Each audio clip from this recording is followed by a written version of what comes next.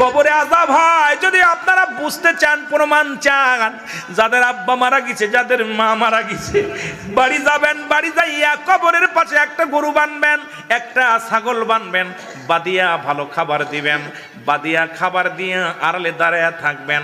দেখবেন ওই পশুটা ছুটাছুটি করবে, ওই পশুটা চোখ দিয়ে পানি দর দর করে ছেড়ে দিবে, ওই পশুটা দড়ি ছিঁড়াছিঁড়ি করবে।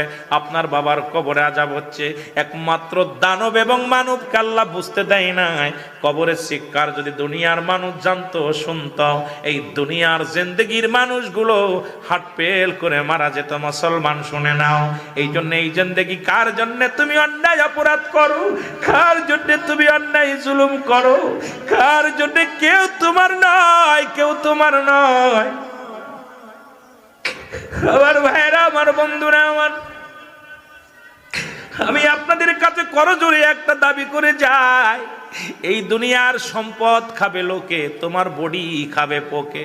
আমি পিরাইটা ওয়াজের মধ্যে বলি, সম্পদ রেখে গেলাম, এটা খাবে ছেলে মেয়ে, এটা খাবে প্রতিবেশী, এটা খাবে রাষ্ট্র, কিন্তু আপনি আমল যদি না করে যান, আপনার দেহটা খাবে পোকে। এই দুনিয়ার সম্পদ খাবে লোকে, তোমার দেহটা খাবে পোকে।